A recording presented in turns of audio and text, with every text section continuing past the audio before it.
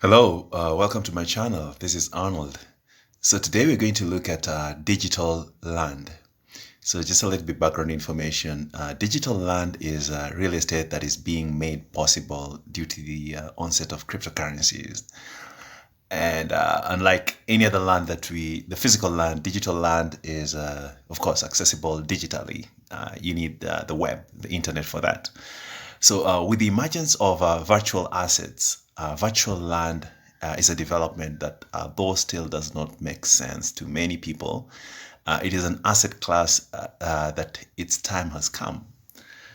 So a very interesting comparison. I saw a very interesting comparison somewhere of digital land being compared to how it was like in the 1700s when Manhattan was being acquired by people.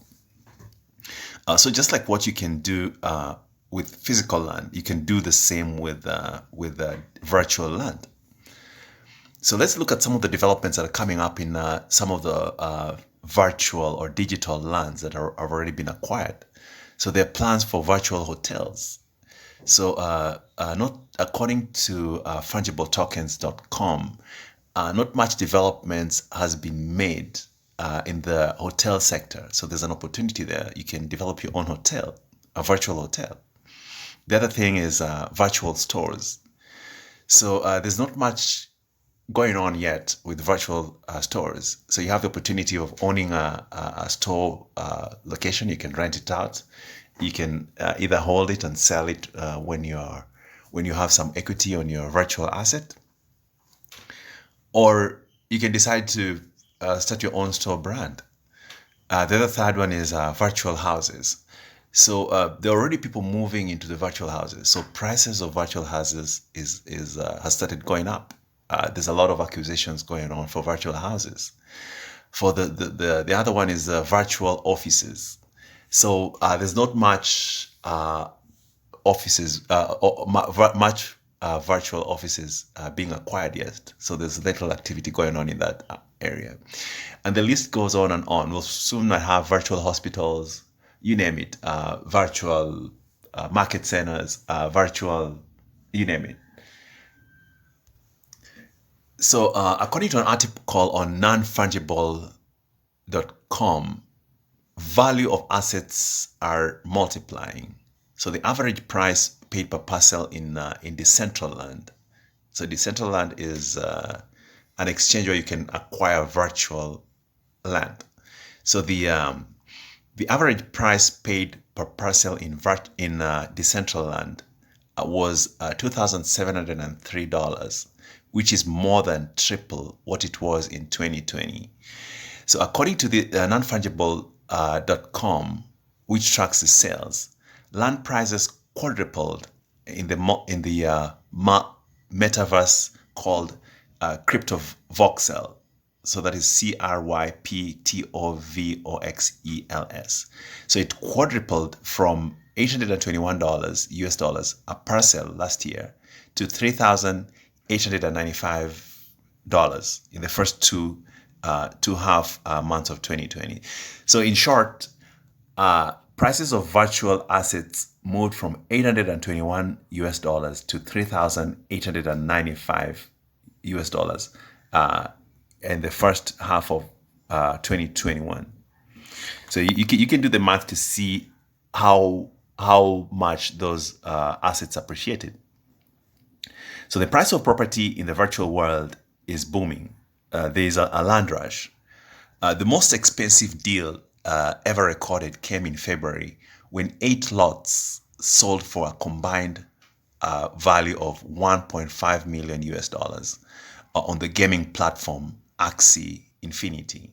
That is AXIE Infinity. So as you can see, the gaming real estate, the gaming virtual real estate really have some value and really has a lot going on for them.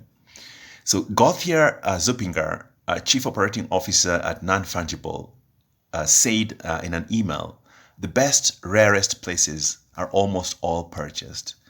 the secondary market shows that the first buyers sell their assets for way more than what they acquired them for. So virtual real estate really has a good equity growth as per what Gauthar Zuppinger is saying. So each land, each piece of virtual asset is a non-fungible token, or NFT. So NFT is a unique asset that can't be forged or replaced, just like physical land in the real world. So basically, once you buy a piece of real estate on the virtual space, that cannot be multiplied. There cannot be a similar asset to what you bought. So just like the physical world, once you buy land, you can't go and photocopy and have another piece of land. So it's the same thing with the virtual assets. So the value of online real estate rises as more people buy digital art or other collectibles and need a place to showcase them. So these are basically people who have